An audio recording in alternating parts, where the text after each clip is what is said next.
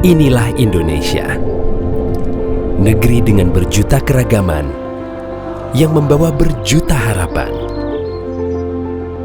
Disinilah tempat berpadunya asa dan cita-cita dari penjuru Nusantara. Bersama kami berikan kontribusi nyata lewat inovasi, karya cipta, dan pencapaian lain sesuai bidang ilmu. Dari UI, untuk Indonesia yang toleran, unggul, dan bermartabat. Selamat datang di Universitas Indonesia. Dari masa ke masa, Universitas Indonesia terus tumbuh dan berkarya.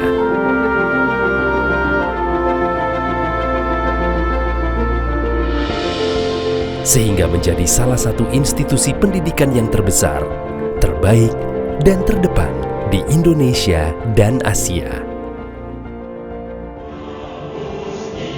Di sini, di Universitas Indonesia, berhimpunlah putra-putri terbaik bangsa. Dari beragam latar belakang, kami bangun sebuah komunitas intelektual yang saling memperkaya hasanah pengetahuan dan nilai kemanusiaan. Untuk mendukung pengembangan generasi yang unggul, Universitas Indonesia menghadirkan fasilitas penunjang studi bertaraf internasional serta mengimplementasikan teknologi tinggi untuk mendukung riset dan perkembangan industri.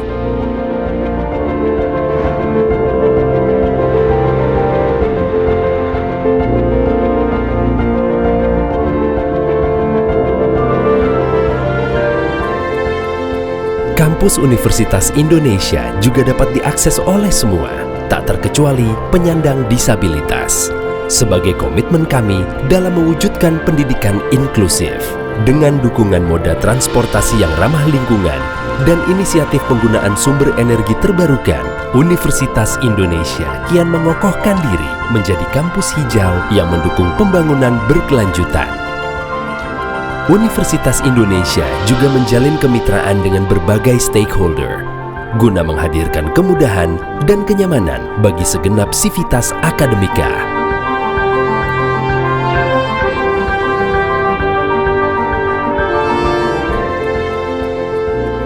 Karena setiap insan adalah unik, dengan bakat dan minat yang beragam, Universitas Indonesia membuka peluang sebesar-besarnya bagi tiap individu untuk menggali dan mengembangkan talentanya. Dengan dukungan ragam fasilitas dan unit kegiatan mahasiswa, Universitas Indonesia mendorong semua mahasiswa untuk mewujudkan mimpi dalam prestasi.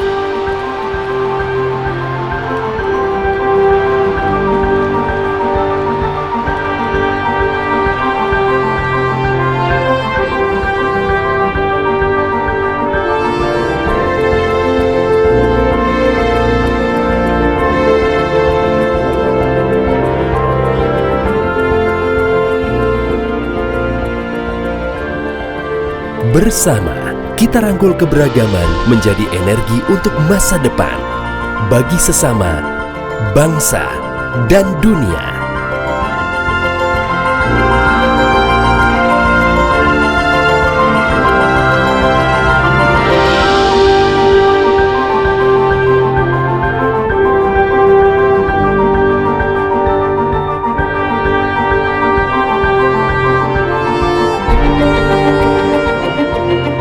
Universitas Indonesia, rayakan keberagaman.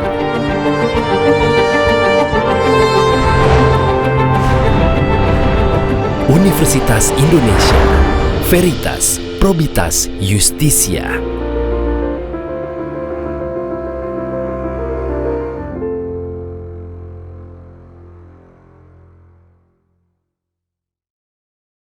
Dan mengabdi Tuhan dan mengabdi bangsa dan negara Indonesia.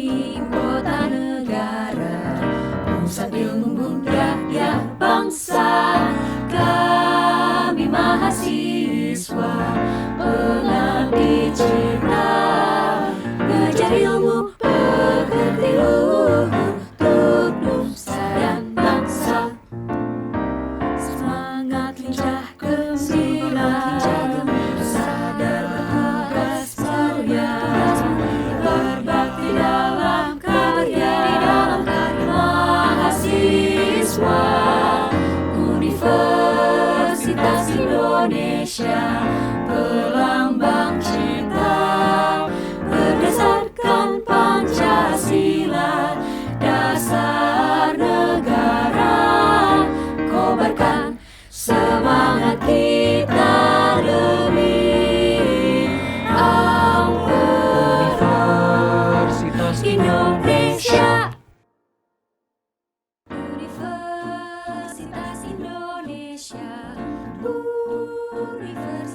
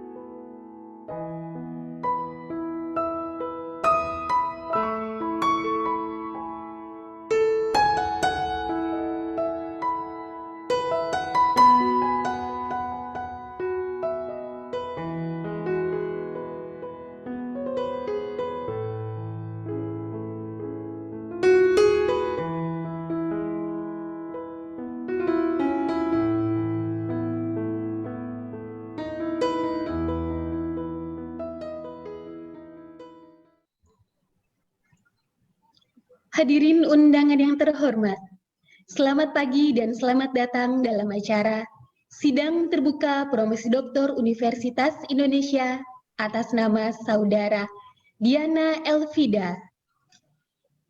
Hadirin undangan yang terhormat, selama sidang terbuka promosi doktor berlangsung, kami mohon dengan hormat agar speaker dan video dalam keadaan nonaktif. Terima kasih. Ujian untuk memperoleh gelar doktor pada program Doktor Ilmu Psikologi dimulai. Sidang terbuka promosi Doktor Universitas Indonesia saya buka.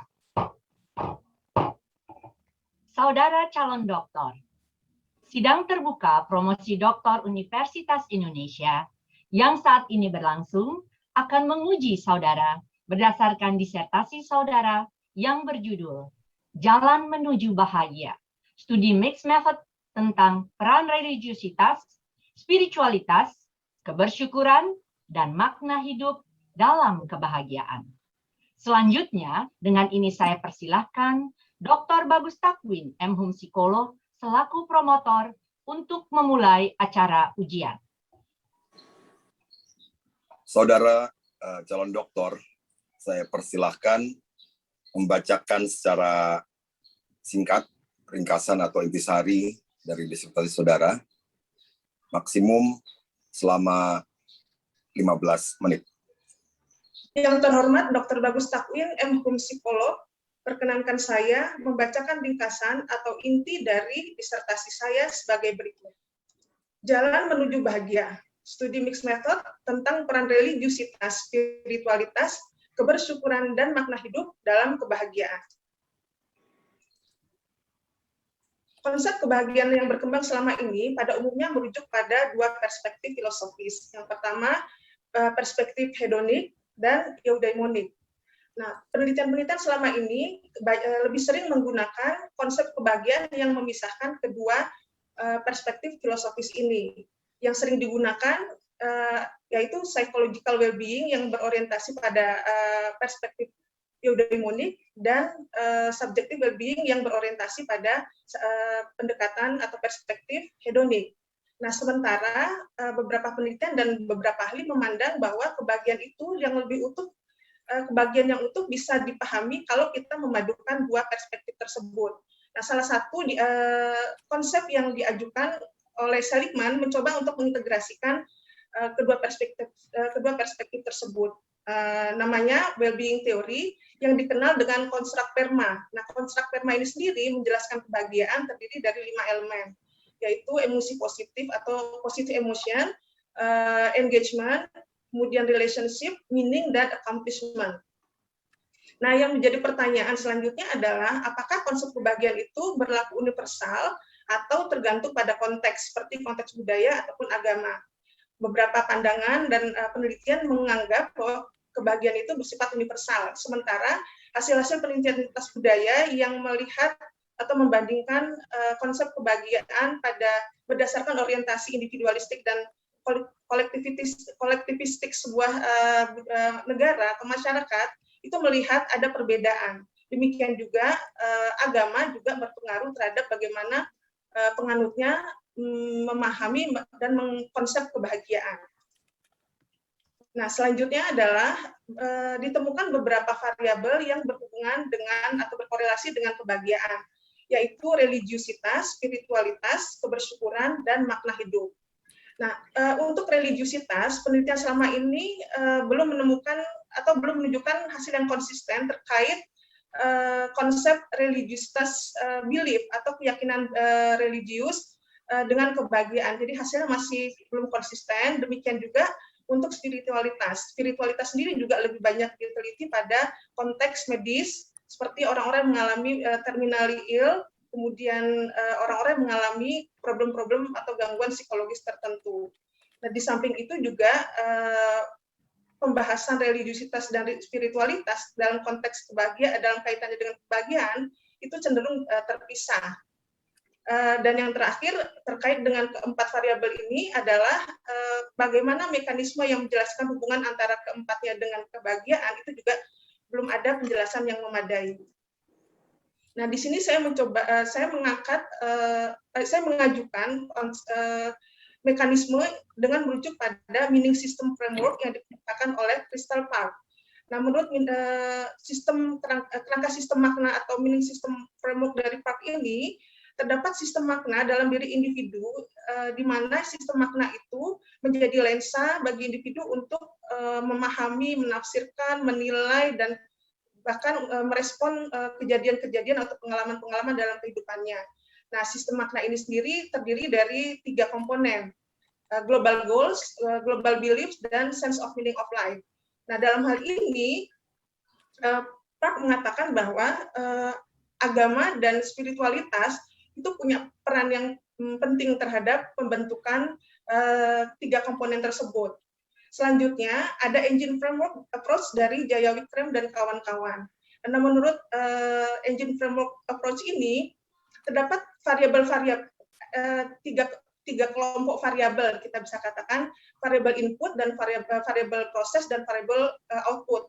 Dijelaskan bahwa variabel input itu adalah variabel endogen maupun eksogen di dalam dan di luar diri individu yang akan berpengaruh terhadap output, dalam hal ini kebahagiaan menurut konstruk PERMA.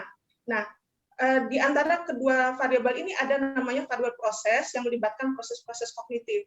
Nah, di sini saya mengajukan kebersyukuran dan makna hidup sebagai mediasi atau memediasi hubungan antara religiusitas dan spiritualitas dengan kebahagiaan.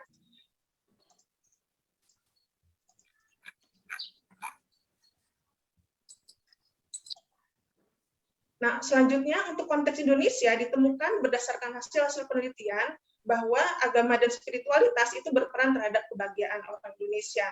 Nah, berdasar uraian tersebut, saya mengajukan 3 tesis utama. 1, perspektif hedonik dan eudaimonik saja tidak cukup lengkap untuk menggambarkan kebahagiaan seseorang. Pandangan yang menggabungkan kedua perspektif yang dicakup oleh konstruk PERMA adalah yang lebih tepat untuk menggambarkan kebahagiaan. Kedua, faktor konteks budaya juga turut berpengaruh terhadap pengalaman hedonik dan eudaimonik dan dari kebahagiaan pada masyarakat yang tinggal di budaya tersebut. Dan yang ketiga, religiusitas, spiritualitas, kebersyukuran, dan makna hidup mempunyai peranan dan interrelasi yang khas dengan kebahagiaan, khususnya pada orang Indonesia. Dari itu semua, maka pertanyaan penelitiannya adalah bagaimanakah konsep kebahagiaan pada orang Indonesia, dan apakah hubungan antara religiusitas, spiritualitas dengan kebahagiaan pada orang Indonesia dimediasi oleh kebersyukuran dan makna hidup. Untuk menjawab pertanyaan penelitian ini, dilakukan penelitian dengan menggunakan desain konvergen dari mixed method. Desain konvergen ini melakukan 2 studi secara bersamaan, studi kualitatif dan studi kuantitatif. Studi kualitatif dilakukan untuk menggali pengalaman kebahagiaan orang Indonesia, sementara studi kuantitatif dilakukan untuk menguji efek mediasi kebersyukuran, makna hidup, dan makna hidup terhadap hubungan antara religiusitas dan spiritualitas dengan kebahagiaan.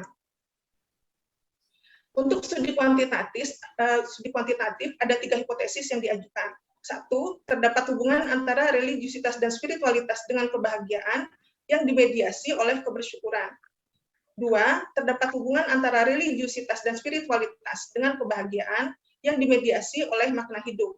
3, terdapat hubungan antara religiusitas dan spiritualitas dengan kebahagiaan yang dimediasi secara serial oleh kebersyukuran dan makna hidup.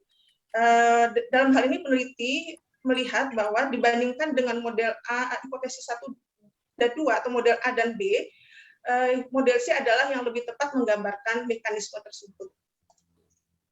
Studi kualitatif dilakukan dengan melakukan wawancara dengan pertanyaan terbuka kepada 9 orang partisipan yang berusia antara 23 sampai 74 tahun dengan karakteristik demografi yang cukup beragam dalam hal jenis kelamin, pendidikan, pekerjaan, dan status perkawinan. Analisis data menggunakan analisis tematik. Sementara untuk studi kuantitatif menggunakan desain cross-seksional dengan metode pengumpulan data menggunakan skala psikologis yang mengukur masing-masing variabel penelitian. Analisis data menggunakan structural equation modeling atau SEM. Nah, berdasarkan hasil studi kualitatif, saya mengelompokkan tema-tema yang muncul dari studi kualitatif menjadi 3 tema besar. Yang pertama adalah pemaknaan pengalaman bahagia. Ini meliputi rasa mampu mengatasi masalah dengan penerimaan dan syukur, kepuasan hidup dalam ketercukupan, dan rasa berharga berkat pencapaian dengan kerja keras. Yang kedua, dimensi kebahagiaan meliputi hubungan dengan Tuhan, hubungan baik di dalam keluarga, hubungan sosial yang positif, kepedulian pada sesama, pencapaian personal, dan aktivitas waktu luang. Dan yang ketiga adalah faktor-faktor yang terkait yang mendukung kebahagiaan partisipan.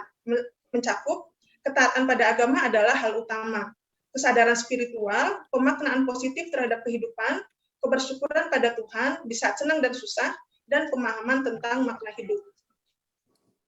Sementara hasil studi kuantitatif berdasarkan SEM, uji model teoritis yang dilakukan terhadap model A, B, C menunjukkan bahwa ketiga model itu fit dengan data. Artinya, ketiga hipotesis itu diterima. Dalam hal ini, model teoritis A menunjukkan bahwa kebersyukuran terbukti memediasi hubungan antara religiusitas, spiritualitas, dengan kebahagiaan. Sementara pada model teoritis B, makna hidup menjadi mediator yang signifikan bagi hubungan antara religiusitas dan spiritualitas dengan kebahagiaan. Sementara pada model C, model serial yang diajukan menunjukkan bahwa hubungan antara religiusitas dan spiritualitas terbukti dengan kebahagiaan terbukti dimediasi secara serial oleh kebersyukuran dan makna hidup. Nah, secara umum bisa dijelaskan bahwa hasil studi kualitatif menjawab tesis pertama dan juga tesis kedua, bahwa kebahagiaan partisipan meliputi pengalaman hedonik dan eudaimonik.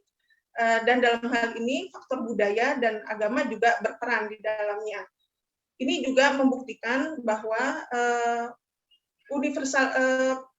perspektif universalisme relativisme yang dikemukakan Lomas juga bisa menjelaskan hasil ini, bahwa secara umum memang kebahagiaan itu universal, tapi ada variasi-variasi di dalamnya yang berbeda antara budaya satu atau konteks satu dengan konteks yang lain. Nah, dalam penelitian ini, hal yang berbeda atau variasinya adalah relasi positif dalam bentuk relasi harmonis dan langgeng pada partisipan, serta tindakan menyenangkan orang tua. Nah, dalam hal ini, temuan dari studi kualitatif memperlihatkan pentingnya memasukkan dimensi kebahagiaan yang sensitif budaya dan agama dalam pengukuran kebahagiaan. Sementara pada studi kuantitatif, ketiga hipotesis yang diajukan terbukti bahwa kebersyukuran dan makna hidup menjadi mediator yang signifikan bagi hubungan antara religiusitas dan spiritualitas dengan kebahagiaan. Artinya, model MSF yang diajukan oleh Park dapat diterapkan pada sampel umum. Kebersyukuran juga lebih berperan terhadap kebahagiaan, dan ini juga sejalan antara temuan dalam studi kualitatif dan studi kuantitatif.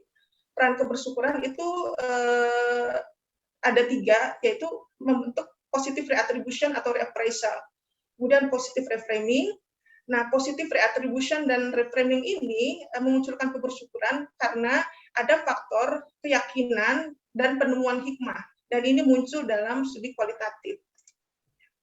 Secara umum dapat disimpulkan bahwa studi kualitatif dan kuantitatif menunjukkan hasil yang sejalan, bahwa kebahagiaan yang mencakup pengalaman hedonik dan eudaimonik, sebagaimana yang dicakup dalam konsep PERMA juga muncul dalam hasil studi kualitatif. Nah, beberapa variasi juga muncul, dan itu dipengaruhi oleh nilai-nilai budaya kolektif dan agama. Sementara studi kuantitatif menunjukkan bahwa hubungan antara religiusitas dan spiritualitas dimediasi oleh kebersyukuran dan makna hidup. Tema-tema dalam studi kualitatif juga menemukan hal yang serupa.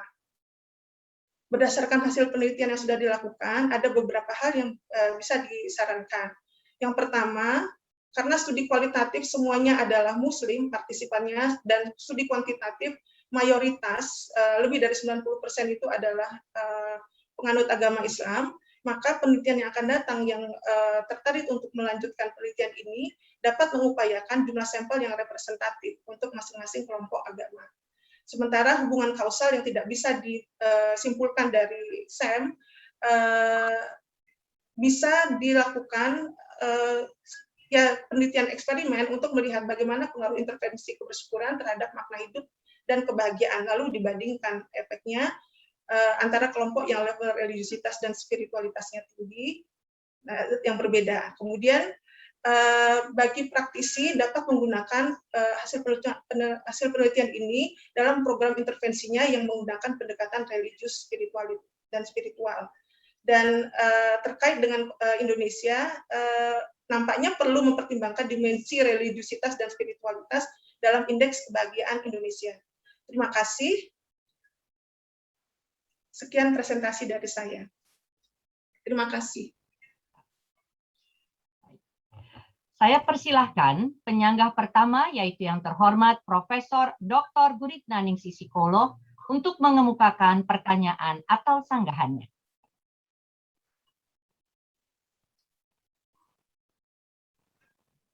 Baik, terima kasih Ibu Ketua Sidang.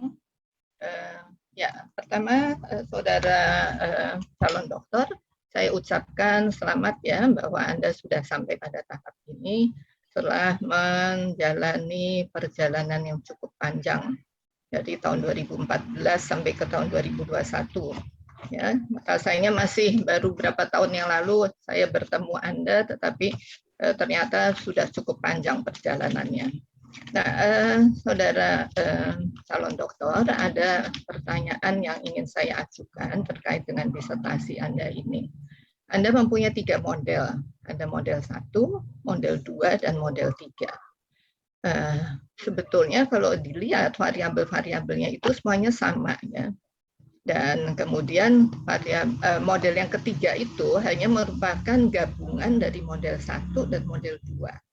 Seberapa penting Anda mengajukan 3 model ini, apakah tidak mungkin hanya diwakili oleh 1 model aja, yaitu model yang ketiga. Nah, terkait dengan model 1, 2, dan 3 itu, kalau kita lihat pada hasilnya, itu ada terlihat perbedaan ya, terutama yang terkait dengan variabel religiusitas dan makna hidup.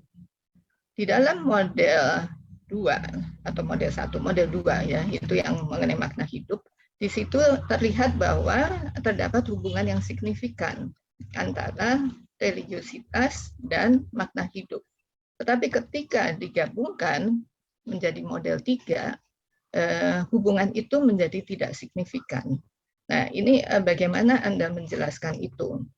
Kenapa bisa tiba-tiba kalau di model 1 dan 2 signifikan, model ketiga ini menjadi tidak signifikan? Ya, silahkan itu dulu mungkin diberikan tanggapannya.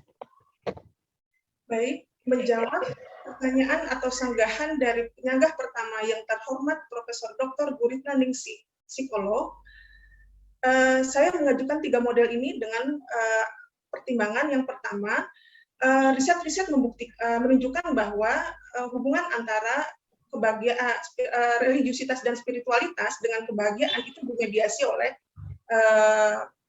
baik kebersyukuran maupun makna hidup. Nah, makanya dalam hipotesis saya mengajukan 2 model ini. Lalu kemudian ada juga riset-riset yang memperlihatkan bahwa hubungan antara kebersyukuran dengan kebahagiaan itu dimediasi oleh makna hidup. Itu baik pada sampel partisipan klinis maupun non klinis. Nah, dari situ saya mengajukan model yang ketiga bahwa hubungan antara religiusitas dan spiritualitas dengan kebahagiaan itu dimediasi secara serial oleh kebersyukuran, lalu makna hidup, dan kebahagiaan. Jadi di sini saya mau melihat apakah model penjelasan hubungan atau mekanisme antara keempat variabel tersebut dengan kebahagiaan lebih tepat digambarkan melalui model A atau B atau model C. Makanya kemudian saya ajukan model C, dan kemudian saya juga berpendapat bahwa model ini yang lebih baik, walaupun berdasarkan hasil analisis datanya ternyata model yang lebih baik menggambarkan kecocokan model pada penelitian ini adalah model A. Kemudian terkait dengan pertanyaan kedua, apa yang bisa dijelaskan dari hasil pada model C, di mana makna hidup tidak terbukti memediasi hubungan antara religiusitas dan spiritualitas, religiusitas dengan kebahagiaan. Nah, pada model sejauh yang saya pahami, pada model B itu kan terbukti bahwa makna hidup memediasi. Hanya saja dalam model itu kan tidak nampak apakah ada variabel-variabel lain yang juga berperan di situ. Nah, dalam model C ditemukan bahwa untuk korelasi antara religiusitas dengan makna hidup dan kemudian kebahagiaan itu melalui variabel kebersyukuran. Artinya religiusitas itu akan berpengaruh terhadap kebersyukuran, dan dari kebersyukuran itu akan mendorong atau akan membuat orang memiliki makna hidup yang lebih baik, lebih jelas, dan itu kemudian akan berpengaruh pada kebahagiaannya. Demikian. Justru makna hidup tidak berperan ya di situ ya. Jadi melalui kebersyukuran.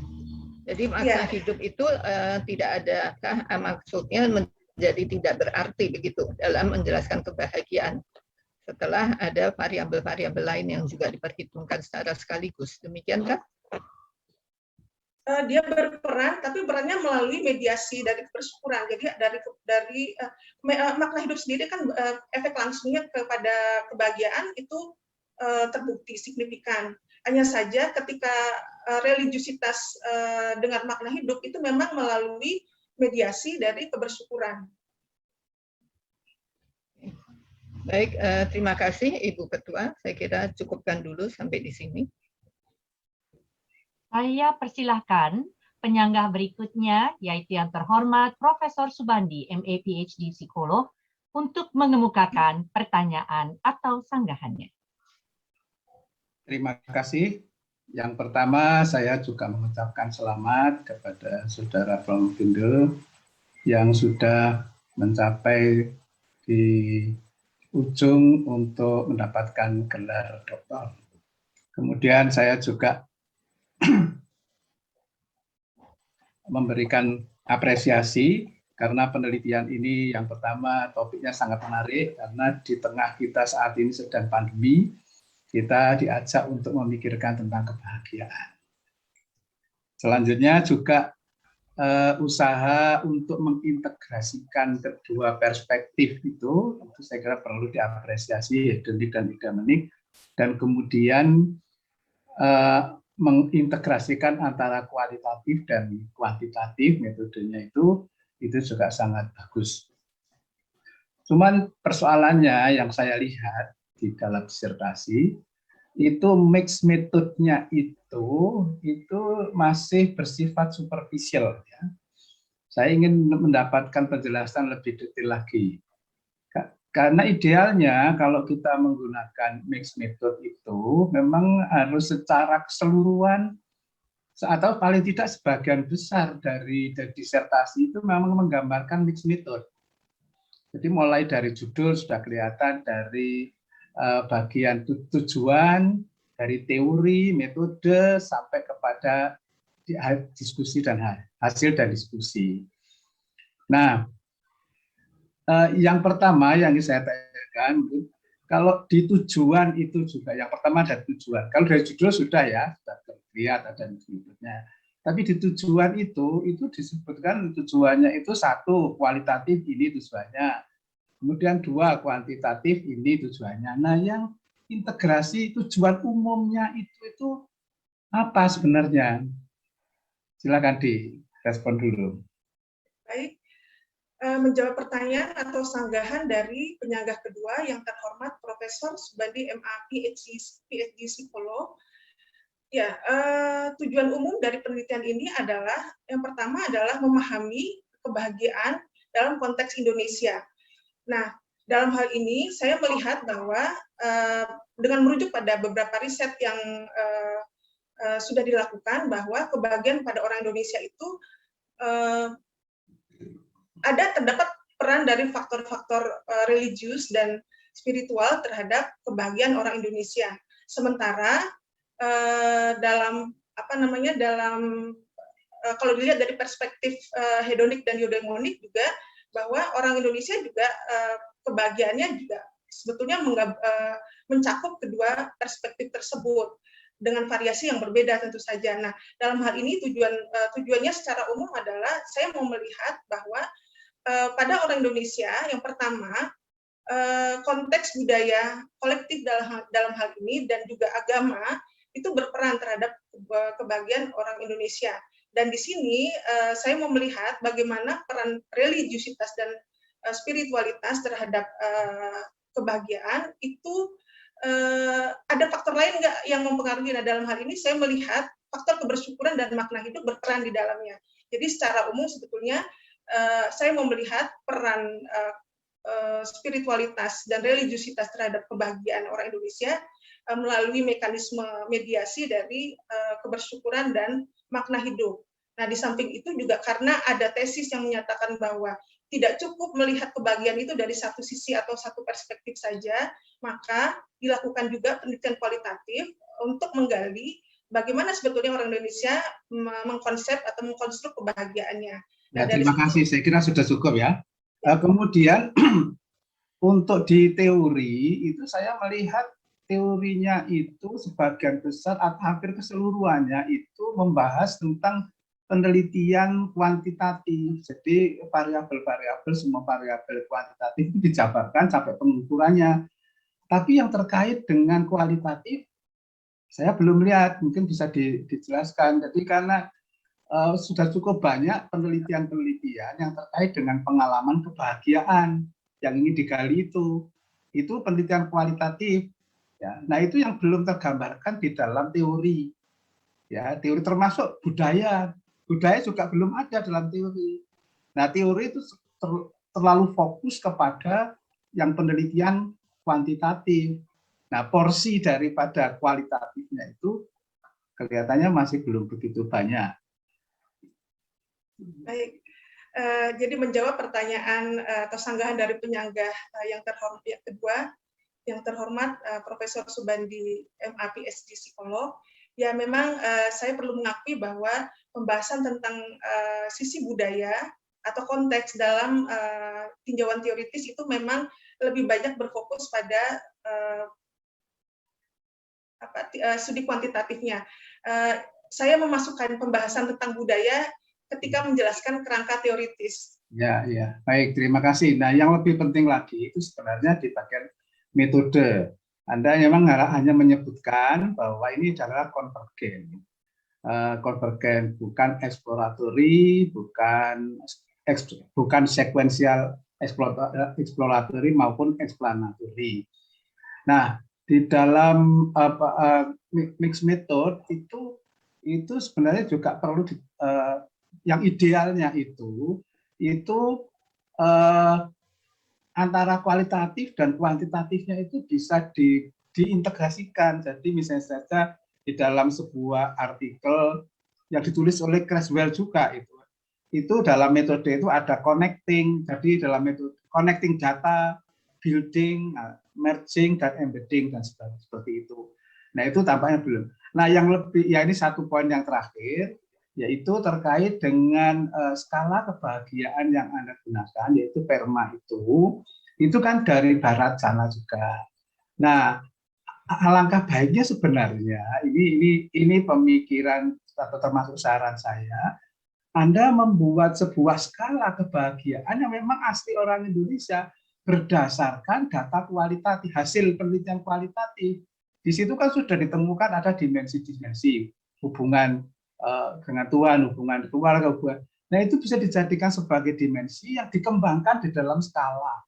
Nah, skalanya ini kan berarti jadi ada integrasi dari penelitian ini terkait antara kualitatif dan kuantitatif.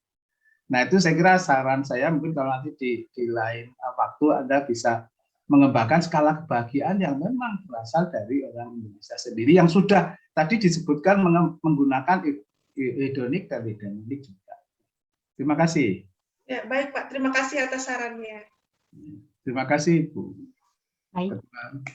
Terima kasih. Saya persilahkan penyanggah berikutnya, yaitu yang terhormat Dr. Adriana Sukandar MS Psikolog, untuk mengemukakan pertanyaan atau sanggahan. Terima kasih Ketua Sidang.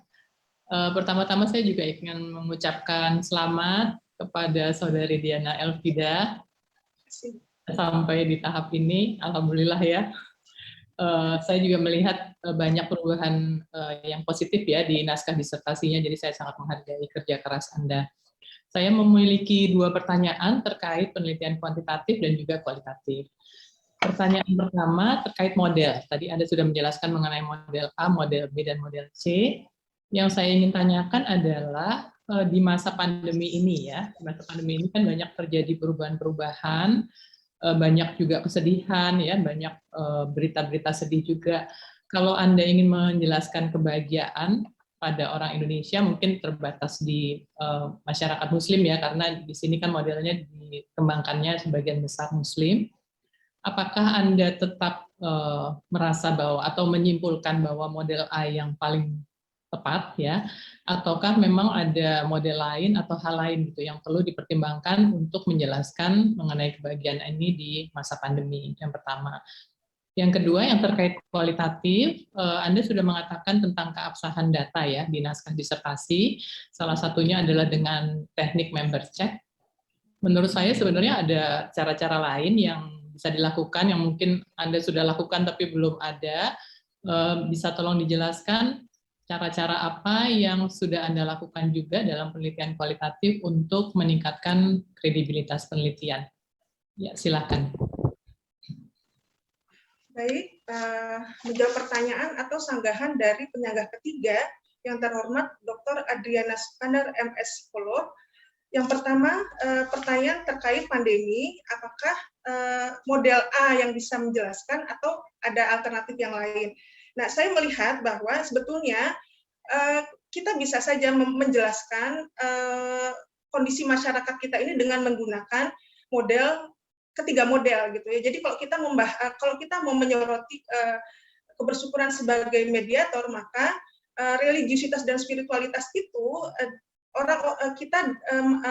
seseorang dengan keyakinan religius dan menganggap religiusitas itu suatu hal yang penting akan mengimplementasikan keyakinan-keyakinan itu ke dalam bentuk melihat situasi yang ada dalam kacamata yang positif, dan itu akan membuat orang jadi lebih bersyukur, dan pengalaman-pengalaman spiritual juga akan berperan dalam hal ini. Misalnya sering kita mendengar bahwa ya dengan pandemi waktu untuk keluarga jadi lebih banyak gitu ya, walaupun ternyata dinamikanya tetap berbeda gitu, karena bekerja di rumah misalnya tetap aja juga ngurus anak, ngurus keluarga, kemudian ya semacam itu, kemudian relasi jadi terbatas, tapi di sisi lain orang mungkin melihat ada pengalaman atau ada penghayatan-penghayatan tertentu yang mereka rasakan gitu, dan pada akhirnya itu memunculkan perasaan bahwa ternyata kalau misalnya kita melihat kondisi pandemi ini dari kacamata positif dengan keyakinan atau religious belief yang kita miliki, kita bisa melihat sesuatu yang ada hikmah yang bisa kita temukan, dan itu pada akhirnya akan membuat orang jadi lebih ya alhamdulillah gitu ya, atau bersyukur, puji Tuhan, dan itu efeknya pada peningkatan afek-afek positif, dan kemudian kaitannya dengan perma misalnya itu juga akan memunculkan perilaku-perilaku yang tampak dalam bentuk 5 elemen dari perma. Nah, demikian juga dengan makna hidup. Kalau misalnya kita mau menyoroti makna hidup sebagai mediator, religiusitas dan spiritualitas akan membawa orang pada pengalaman-pengalaman yang melihat yang membuat mereka jadi paham, oh begini loh ternyata kehidupan itu. Pada akhirnya dengan berita-berita kematian, sakit, dan lain-lain, orang pada akhirnya diingatkan pada pentingnya sehat, bahwa kita pada akhirnya akan selesai pada satu masa dan kemudian berpulang, dan kalau misalnya itu disertai oleh penerimaan, maka itu juga akan menenangkan dan efeknya juga pada kebahagiaan. Nah, kalau misalnya kita mau menggunakan model yang ketiga ya mekanisme juga seperti itu. Jadi keyakinan dan religiusitas dan spiritualitas itu akan membawa orang pada kondisi-kondisi kebersyukuran, dan dengan kebersyukuran itu orang jadi lebih bisa melihat situasi, melihat dunia dengan kacamata positif, dan kemudian jadi memahami dirinya, memahami kehidupannya, memahami takdir, dan itu juga akan berefek pada kebahagiaan. Demikian untuk pertanyaan yang pertama. Sementara untuk pertanyaan yang kedua, ya sebetulnya dalam untuk keabsahan data saya juga banyak berdiskusi dengan tim promotor, dan saya kira itu salah satu bentuk untuk menjaga keabsahan data dengan cara berdiskusi dengan expert dalam hal ini. Itu saya lakukan, tapi mungkin tidak saya laporkan di dalam tulisan. Demikian. Baik, terima kasih. Saya kembalikan kepada Ketua Sidang. Saya persilahkan penyangga berikutnya, yaitu yang terhormat Sali Rahadi Asih, MC MG-PCC PhD Psikolog, untuk mengemukakan pertanyaan atau sanggahannya. Terima kasih banyak Ibu Ketua Sidang atas waktunya. Mbak Diana, selamat ya sudah sampai tahap ini dari 2014. Oke, saya ada 2 pertanyaan, Mbak. Yang pertama adalah, seperti yang kita ketahui, kebahagiaan ini kan biasanya cukup kuat asosiasinya dengan emosi yang positif. Dan kita tahu akhir-akhir ini banyak sekali bahasan mengenai toxic positivity. Yang saya ingin tanyakan adalah, bagaimana temuan dari disertasi Mbak Diana ini bisa menjelaskan yang namanya adalah toxic positivity. Itu pertanyaan satu. Pertanyaan yang kedua adalah, bagaimana temuan penelitian ini dapat digunakan untuk mempromosikan kebahagiaan di masa pandemi ini. Jadi pertanyaan saya terkait dengan implikasi dari temuannya Mbak Diana. Terima kasih. Oke, baik. Menjawab pertanyaan dan atau sanggahan dari penyangga keempat yang terhormat Ibu Sali Rahadi Asih, MG-PCC PhD Psikolog. Yang pertama, dikaitkan dengan toxic positivity dan kemudian emosi-emosi positif. Jadi kalau kebahagiaan itu kan memang kalau perspektifnya hedonik itu kan melihat bahwa bahagia itu kalau misalnya orang mengalami emosi positif yang intens dan juga frekuen gitu, atau sering gitu ya. Nah, dikaitkan dengan toxic positivity, saya memandang bahwa ya kadang-kadang kita mungkin terlalu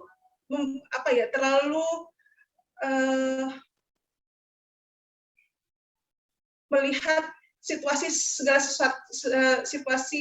dengan kacamata positif, kemudian memperspektif secara positif, kemudian juga begitu mengutamakan emosi-emosi positif. Tapi kadang-kadang kita juga sering lupa bahwa pada dasarnya emosi juga harus balance, dan dalam konteks budaya kolektif pada umumnya dibahas bahwa orang-orang budaya kolektif itu biasanya tidak terlalu menekankan emosi positif. Agama juga, apalagi yang sifatnya high arousal, itu juga tidak. Jadi saya melihat bahwa sebetulnya kondisi balance itu adalah yang lebih tepat untuk lebih sesuai untuk menggambarkan kebahagiaan ketimbang kita terlalu menekankan aspek positif, kemudian tapi lupa bahwa kita punya sisi-sisi manusiawi yang mungkin perlu dipertimbangkan.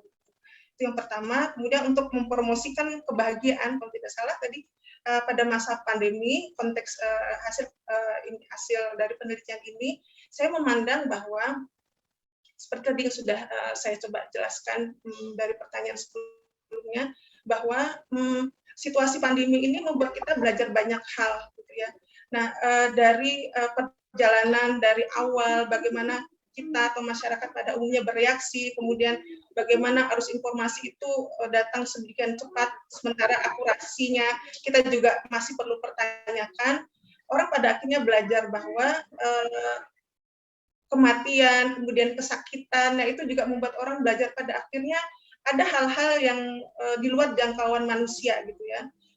Dan itu membuat kita jadi belajar bahwa terhadap situasi-situasi yang di luar jangkauan kita, di luar kontrol kita, pada akhirnya belief tentang kekuasaan Tuhan, bahwa keyakinan tentang hikmah itu menjadi penting untuk kita miliki supaya kondisi kebahagiaan kita tetap terjaga melalui rasa syukur apapun situasi yang kita hadapi, apapun situasi yang kita jalani saat ini. Dan dengan cara itu juga kita juga jadi lebih bisa memahami, oh ternyata Tuhan itu tidak menciptakan sesuatu begitu saja. Ada maksud, ada tujuan yang kalau kita mencoba pahami, pemahaman tentang hikmah itu akan kita dapatkan kalau kita mencoba untuk menyelami, memahami, dan menghayati perjalanan yang kita hadapi. Dan itu saya pikir juga akan berdampak pada kebahagiaan yang kita rasakan. Demikian.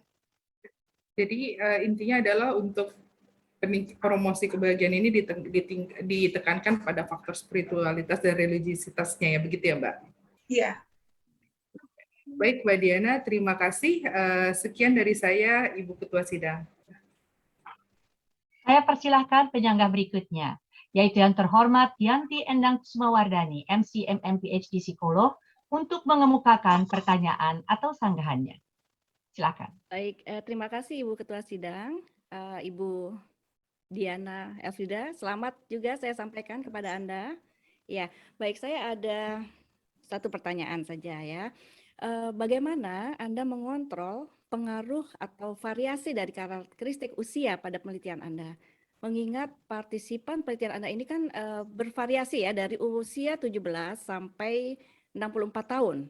Dan juga salah satu variabel utama dari penelitian Anda ini adalah tentang makna hidup, di mana penghayatan terhadap makna hidup ini juga diperoleh dari pengalaman hidupnya dan tentunya berkaitan dengan usianya. Silakan Ibu Diana. Ya. Menjawab pertanyaan atau sanggahan dari penyanggah kelima yang terhormat Ibu Dianti Endang Kusumawardani, MSc MM PhD Psikolog. Untuk karakteristik usia dalam penelitian ini, untuk faktor demografi memang saya tidak melakukan kontrol terhadap pengaruh dari beberapa faktor demografi yang saya dapatkan dari data-data partisipan. Hanya saja memang dari hasil uji beda, saya melihat bahwa orang-orang pada usia 30 sampai 40 tahun itu memiliki kebahagiaan yang lebih tinggi dibandingkan pada kelompok usia yang lainnya, yang di bawah 30 atau yang di atas 40. Nah, sifatnya memang masih terus terang masih eksploratif, sehingga dalam model saya tidak mengontrol pengaruh faktor usia. Tapi memang bahwa beberapa variabel demografi berpengaruh terhadap kebahagiaan memang ditemukan, dan itu mungkin itu bisa jadi catatan untuk riset selanjutnya. Kalau misalnya ingin menggunakan konstruk PERMA ini dalam studi yang akan datang, beberapa faktor demografi patut dipertimbangkan untuk dikontrol pengaruhnya.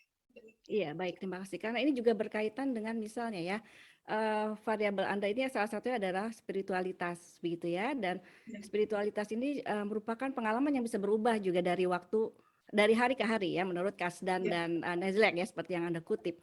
Nah, jadi tentunya faktor waktu, usia, dan sebagainya ini sebaiknya juga dimasukkan ke dalam kontrol dari penelitian Anda. Ya, terima kasih Ibu Diana Elfrida. Terima kasih Ibu Ketua Sidang. Terima kasih atas sarannya, Ibu. Saya persilahkan co-promotor, yaitu yang terhormat Dr. menggerak pandangan antaranya.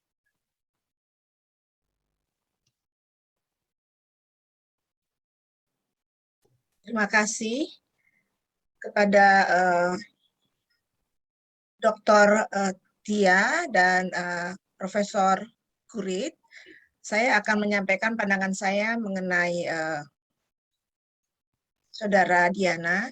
Saya melihat bahwa Saudara Diana ini sangat gigih untuk mempertahankan topik yang ingin dia teliti ya sejak awal, ingin meneliti mengenai kebahagiaan, dan terutama dia ingin melihat kebahagiaan dalam kaitannya dengan agama Islam pada awalnya. Tetapi kemudian dalam perjalanan pembimbingan kami, akhirnya Diana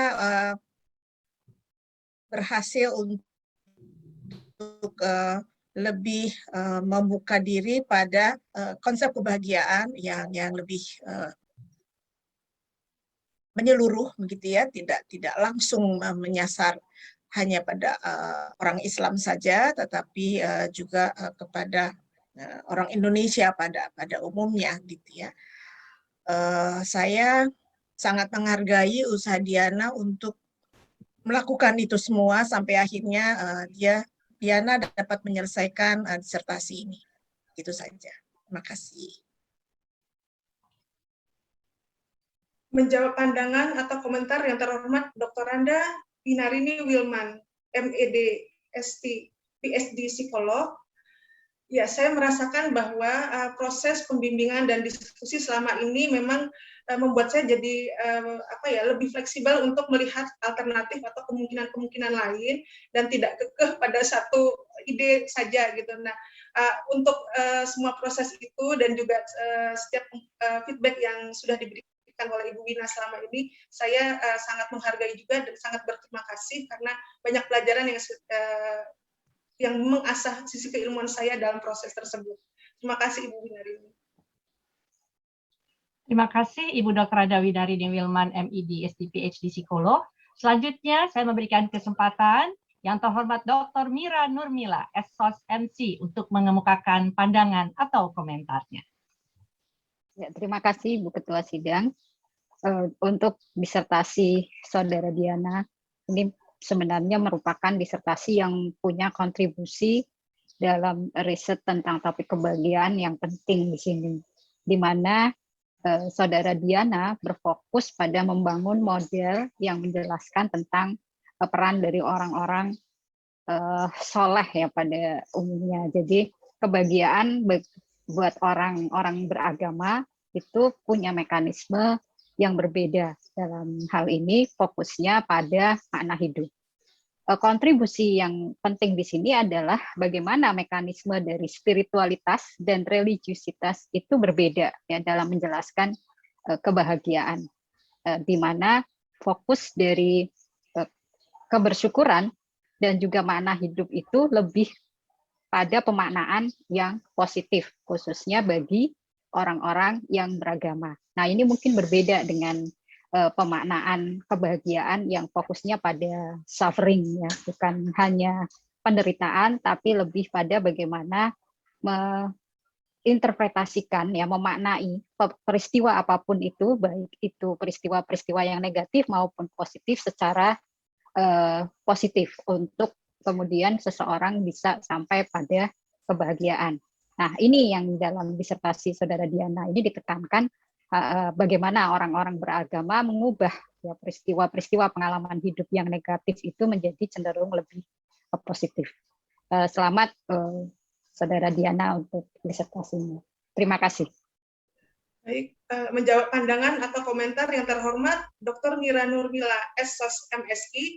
Ya, saya merasakan sekali bahwa proses bimbingan dengan Ibu Mira itu memang kritikal dalam hal bagaimana saya bisa menjelaskan dan membedakan spiritualitas dan religiusitas dengan kebahagiaan itu yang saya tangkap, dan kemudian juga melihat bagaimana kedua variabel tersebut membentuk kebersyukuran dan makna hidup berdasarkan kacamata positif tadi. Dan untuk semua umpan balik, kemudian supervisi yang sudah diberikan selama ini juga saya mengucapkan terima kasih dan penghargaan yang sebesar-besarnya. Demikian. Saya persilahkan promotor yaitu yang terhormat Dr. Bagus Takwin, M.Hum Psikolog, untuk mengemukakan pandangan atau komentarnya. Terima kasih Bu Ketua Sidang. Ya, disertasi Saudari Diana ini berangkat dari sebenarnya keresahan juga dari data-data yang pernah ada, ya, menunjukkan kok orang-orang yang beragama sepertinya kok nggak bahagia, banyak yang nggak bahagia, atau di negara-negara yang dominan agamanya nggak semuanya bahagia. Apakah itu artinya agama tidak bisa membahagiakan? Nah, kemudian dari pertanyaan itu Saudari Diana berusaha untuk mencari tahu lebih jauh. Nah, keberagamaan dan spiritualitas atau religiusitas dengan spiritualitas itu bisa menghasilkan kebahagiaan ketika keberagamaan itu memberikan atau menghasilkan makna hidup pada orang, dan juga bisa mendorong orang untuk bersyukur, untuk bisa menghitung berkah, maknai secara positif, mendapatkan hikmah dari apa yang dialami. Nah, dengan makna hidup dan kebersyukuran itulah kemudian kebahagiaan bisa dicapai ya. Jadi di sini kita lihat bahwa keberagaman dan spiritualitas bukan hanya masalah ritual, sekedar dijalani, tapi harus juga dihayati, dimaknai, kemudian diberikan penilaian positif terhadapnya, terhadap semua yang dilakukan. Itu yang kemudian membawa orang bisa bahagia. Jadi sebenarnya kebersyukuran dan makna hidup itu juga terkandung dalam ajaran agama dan juga dalam praktek-praktek spiritualitas ya. Hanya mungkin tidak semuanya menangkap itu ya dalam keseharian, sehingga keberagamaan dan spiritualitas itu tidak begitu signifikan membawa pada kebahagiaan. Nah, studi ini menunjukkan kalau mau bahagia, beragama itu bisa memberikan kebahagiaan melalui makna hidup dan bersyukuran. Begitu juga spiritualitas bisa membawa kebahagiaan melalui makna hidup dan spiritualitas. Nah, memang ada perbedaan mekanisme proses terjadi antara keberagaman dengan spiritualitas itu juga diangkat. Jadi menurut saya ini sumbangannya penting dan besar ya. Tadi dikaitkan dengan masyarakat kolektif itu karena untuk masyarakat yang dalam arti mengutamakan kebersamaan, dan juga sebenarnya kebanyakan dari masyarakat yang bercorak kolektivistik itu juga mengedepankan atau mementingkan agama. Di situ kemudian disertasi dari Saudara Diana ini bisa membantu menjelaskan bagaimana fenomena kebahagiaan di orang-orang seperti itu. Nah, saya kira itu yang bisa saya sampaikan ya. Mungkin bisa ditanggapi oleh Saudara Diana. Baik, menjawab pandangan atau komentar yang terhormat Dr. Bagus Takwin M. Psikolog. Ya, saya merasakan sekali bahwa pertanyaan-pertanyaan kritis dari Bapak Bagus Takwin selama proses bimbingan itu memang membuat saya lebih membuka diri untuk melihat bahwa bagaimana caranya supaya saya bisa menjelaskan fenomena keberagamaan dalam kacamata positif yang itu akan membawa seseorang pada jalan kebahagiaan. Dan untuk proses dan diskusi dan critical thinking dari Pak Bagus Takwin, saya sangat berterima kasih karena itu juga membuat perjalanan keilmuan saya menjadi lebih terasah. Terima kasih. Waktu habis. Ujian telah selesai. Ujian telah berakhir, izinkanlah saya mengadakan sidang tertutup untuk melakukan penilaian, dan sidang saya tunda untuk beberapa saat. Tim penguji promosi doktor Universitas Indonesia meninggalkan ruang sidang terbuka menuju ruang sidang tertutup. Hadirin dimohon berkenan untuk menunggu sejenak, sementara tim penguji melakukan penilaian. Kami mohon agar speaker dan video tetap dalam keadaan non-aktif.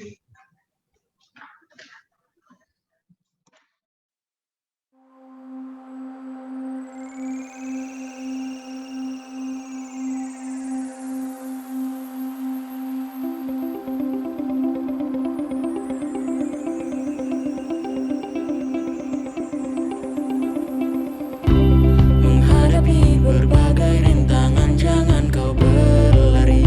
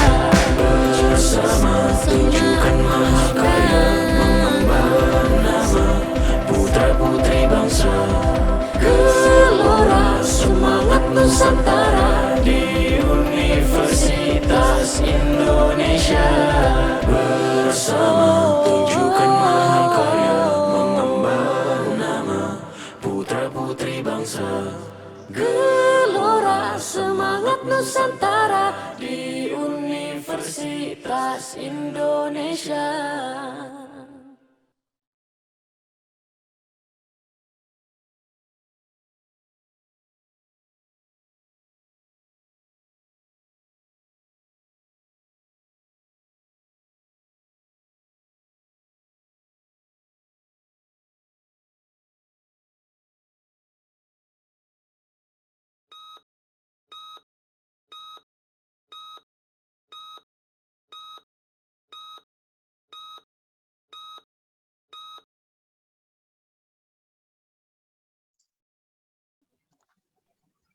Hadirin yang terhormat, ujian promosi doktor akan dilanjutkan kembali. Tim Sidang Akademik Universitas Indonesia memasuki ruang sidang. Sidang terbuka promosi doktor Universitas Indonesia saya buka kembali. Calon doktor, Saudara Diana Elfida. Kami telah mempelajari dengan disertasi yang saudara ajukan. Perhatikan dan argumentasi saudara terhadap para penyangga. Selanjutnya tim promosi Cakwin M. Hum Psikolog telah menyampaikan keterangan mengenai perkembangan keahlian saudara dan juga Ketua Program Studi Doktor telah melaporkan hasil ujian proposal disertasi, ujian hasil riset, serta publikasi artikel ilmiah saudara. Maka berdasarkan itu semua, tim sidang akademik memutuskan untuk mengangkat Saudara Diana Elfida menjadi doktor dalam bidang ilmu psikologi dengan yudisium sangat memuaskan. Selanjutnya, saya persilakan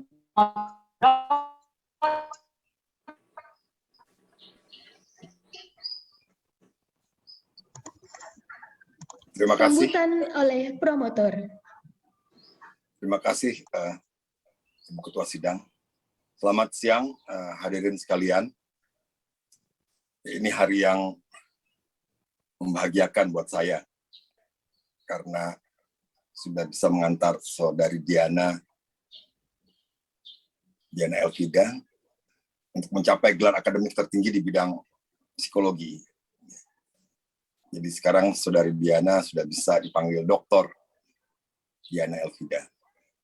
Ini bertiga, saya sebagai promotor, Ibu Pinarini Wilman, PhD, dan Dr. Mira Nurmila sebagai promotor, sangat berbahagia dan lega untuk pencapaian Dr. Diana ini. Dan pencapaian ini saya kira suatu proses yang menempa dan melalui satu proses yang menempa dan mengajarkan banyak hal pada Dr. Diana. Diperoleh melalui usaha yang panjang dan penuh pengorbanan dalam rentang waktu yang panjang juga ya, cukup panjang. Jadi proses yang dilalui Dr. Diana dalam menyelesaikan disertasi ini penuh dengan liku-liku kalau ceritanya itu ya, ada aja macam-macam. Sebelum pandemi pun ada beberapa hal yang mesti dikerjakan, belum di kampus juga mesti ngajar dan sebagainya. Ya, semoga itu terbayarkan. Dan di sisi lain tapi proses itu juga mematangkan ya, dan membawa Dr. Diana pada kualitas pemahaman mengenai gejala yang ditelitinya. Dr. Diana meneliti tentang kebahagiaan yang dikaitkan dengan religiusitas dan spiritualitas. Dengan disertasinya itu, Dr. Diana memberikan sumbangan penting bagi psikologi mengenai kebahagiaan, termasuk juga bagi orang-orang yang berada di dalam masyarakat kolektif. Lebih jauh, disertasi ini bisa memberikan pemahaman ya, bahwa kebahagiaan dengan religiusitas dan spiritualitas dapat berhubungan. Dan itu bisa menjelaskan banyak temuan-temuan lewat survei atau pengukuran yang dilakukan di berbagai negara ya, yang mempertanyakan apakah religiusitas dan spiritualitas berhubungan dengan kebahagiaan. Nah, itu berhubungan menurut disertasi ini jika memang bisa menghasilkan makna hidup dan rasa syukur. Jika religiusitas dan spiritualitas bisa mendorong aktivitas bersyukur dan memaknai hidup, kebahagiaan akan dapat dihasilkan dari sini.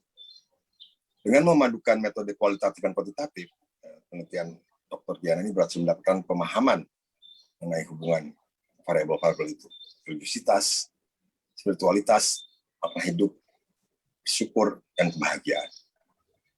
Beragamaan dan spiritualitas, sekali lagi tegaskan, bisa menghasilkan kebahagiaan melalui makna hidup dan rasa syukur. Jadi disertasi ini memberikan sumbangan baru, tadi juga sudah disampaikan oleh beberapa penguji. Ya, sumbangan berupa penjelasan dan deskripsi yang mendalam yang mengenai peran religiositas dan spiritualitas terhadap kebahagiaan. Dengan menggunakan pendekatan mixed method konvergen, melibatkan metode kuantitatif dan kualitatif, bisa didapatkan penjelasan sekaligus juga rincian dari hubungan antar variabel itu. Memang dengan metode yang dipakai, yang lebih dominan memang jadinya pendekatan kuantitatifnya. Hasil-hasil kualitatif itu digunakan untuk menjelaskan, untuk memaparkan, mendeskripsi, ya, melihat rincian-rincian dari hubungan antar variabel itu. Tapi itu akan lebih kaya ketimbang kalau hanya menggunakan pendekatan kuantitatif saja. Ya, itu sumbangan juga yang penting. Dan tentu masih banyak diperlukan studi-studi lanjutan ya untuk memperkaya lagi. Tadi ada beberapa saran dari penguji dan saya kira itu penting untuk dijalankan terus. Ya. Terus kebahagiaan yang khas Indonesia, selain konstruknya juga alat ukurnya itu perlu dikembangkan. Bagaimana kalau menggunakan mixed method yang lebih komprehensif dan lebih ideal untuk penelitian ini, dua-duanya seimbang, kuantitatif maupun kualitatif, itu juga bisa dilakukan. Jadi masih banyak yang bisa dikaji lebih lanjut, dan saya berharap Dr. Diana tidak berhenti sampai di sini saja. Dr. Diana perlu terus mengembangkan model teoretiknya, terus melakukan penelitian, dan menerapkan ilmunya. Ini baru mulai ya, baru mulai Anda sebagai akademikus. Doktor adalah gelar akademik tertinggi yang memberikan semacam legitimasi pada Anda untuk menjadi peneliti yang mandiri, tapi itu baru mulai. Setelah ini harusnya ada rangkaian riset lagi yang dilakukan, studi-studi yang dilakukan. Terima kasih pada Ketua Sidang, Dekan Fakultas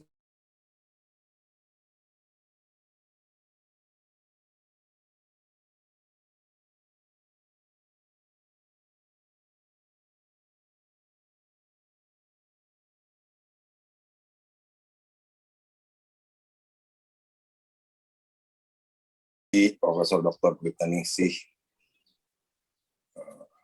psikolog, lalu Profesor Subandi, PhD psikolog, Ibu Dr. Adriana Ginanjar, psikolog, Ibu Salira Hadi Asih, PhD psikolog, dan Ibu Dianti Endang Kusmawardani, PhD psikolog, atas masukan dan juga bimbingan, sebenarnya ikut membimbing Bapak dan Ibu terhadap Saudari Diana. Disertasi ini bisa lebih baik dan sekarang Saudari Diana menjadi dokter. Terima kasih kepada Ketua Program Pendidikan Doktoral, Ibu Dr. Profesor Dr. Kristi Purwandari.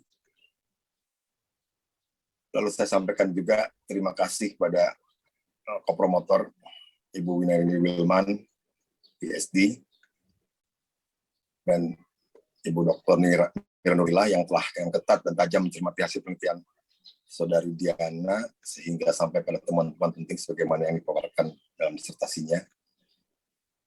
Terima kasih juga saya sampaikan kepada keluarga yang mendukung dan berkorban banyak ya untuk kelulusan Dr. Diana. Pada Bapak Irwan, sarjana sains, suami dari Dr. Diana, selamat untuk Anda atas keberhasilan Saudari Diana mencapai gelar doktor.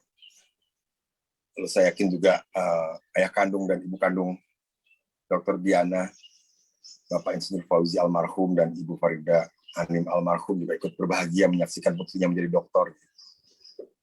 Mereka akan bangga, saya kira mereka bangga atas prestasi yang capai Dr. Diana. Terima kasih dan selamat juga saya sampaikan pada Ibu mertua Dr. Diana, Ibu Samsidar. Tuhan Ibu memberikan kekuatan kepada Saudara Diana sehingga dapat mencapai keberhasilan di hari ini. Ya, saya terima kasih kepada seluruh hadirin telah mendukung acara promosi disertasi ini dan menambah perasaan suka kita di pagi hari ini. Selamat buat Diana, selamat dan menghargai saya, Dr. Diana. Sekali lagi jangan berhenti, ditunggu karya-karya selanjutnya. Terima kasih semuanya, selamat siang. Saya kembalikan kepada Ketua Sidang. Terima kasih Pak Promotor. Saudara Diana Elfida adalah doktor ke-163 yang dihasilkan oleh program studi ilmu psikologi jenjang doktor Fakultas Psikologi Universitas Indonesia. Merupakan doktor kedua yang lulus di tahun akademik genap 2020-2021 dan doktor ke-121 yang lulus setelah program studi ilmu psikologi jenjang doktor dikembalikan ke Fakultas Psikologi Universitas Indonesia. Pada kesempatan ini, saya menyampaikan apresiasi atas kehadiran Rektor Universitas Islam Negeri Sultan Syarif Kasim Riau, Profesor Dr. Hairunas MAG, dan Dekan Fakultas Psikologi UIN Suska, Dr. Kusnadi MID. Terima kasih. Dengan demikian, ujian promosi doktor telah berhasil dilaksanakan, dan dengan ini, sidang terbuka promosi doktor Universitas Indonesia saya tutup. Hadirin undangan yang kami hormati, tim sidang akademik Universitas Indonesia berkenan untuk diabadikan bersama doktor baru. Kepada hadirin yang menerima notifikasi di layar perangkat, mohon dapat memilih menu join untuk dapat bergabung di ruang sidang tertutup. Sesi foto akan dipandu oleh Saudari Rani dari Humas Fakultas Psikologi.